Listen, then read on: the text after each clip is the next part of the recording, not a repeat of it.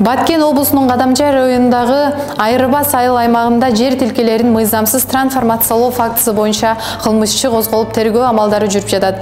Бул тууралуу Улуттук коопсуздук мамлекеттик комитетинен билдиришти. Маалыматка ылайык Айрыбас айыл аймагынын 2017 жылдын 18 апрелиндеги номер 15 токтому менен 581 жаранга үй куруу үчүн 95 гектар жер мыйзамсыз трансформацияланган. Ошол эле учурда бөлүштүрүлгөн жерлер айрым муниципалдык мекемелердин жана укук коргоо органдарынын жетекчилерине берилген.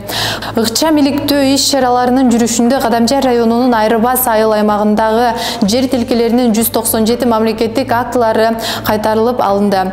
Алардын ичинде Айрыбас айыл аймагына кирбеген башка административдик аймактардын жашоочулары да бар экени аныкталды. Азыркы учурда жер тилкелеринин мыйзамсыз берүүгө тиешеси бар кызмат адамдарынын аныктоо боюнча тиешелүү иш-чаралар жүргүзүлүүдө. Жалал Абад облусунун Каракөл шаарындагы жаңы жылдык балаты күйүп кетти. Маалыматты калаанын мэри Таалайбек Коңкубаев тастыктады. Анын айтымында бийиктиги 12,5 метрди түзгөн жаңы жылдык символика шаардын чок ортосуна орнотулуп, кечээ 22 декабрда кечинде салтанат менен жандырылган. Бирок бүгүн таңда болжол менен саат 5:00 чамасында өрттөнүп кеткен. Балатыга атайлап өрт койду деген шектенүү бар.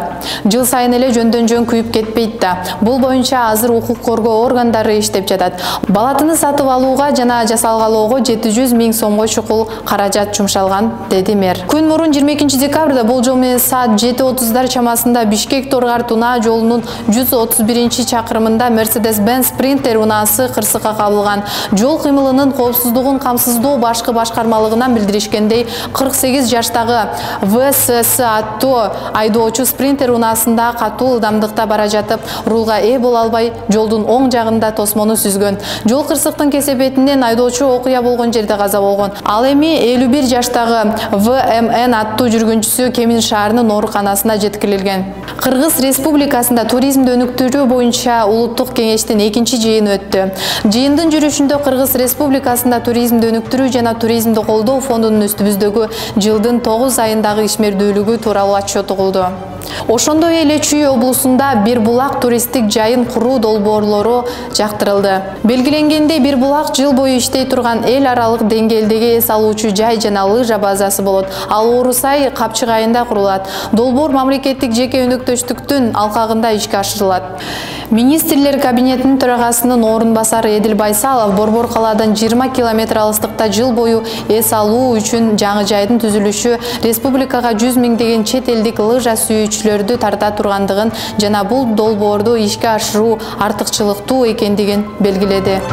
Андан тышкары 2023 жылы Ысык Көл облусунун Жети-Өгүз районунда эл аралык спорт борборун куруу пландалган. Ошондой эле туризмди өнүктүрүү жана колдоо фонду тарабынан Баткен районунун Разаков шаарында санаторий курорт кластерин куруу сунушталып, анын эскиздик долбоору көрсөтүлдү. Ден соолукту чыңдоо туризмин өнүктүрүү үчүн 25 санаторий курорт объекттери тандалды. Алар мамлекет менен профсоюздардын белгилешкен күч аракети аркылуу модернизацияланат. Мындан тышкары өлкөнүн ар бир аймагында 7 жаңы объект куруу пландалууда.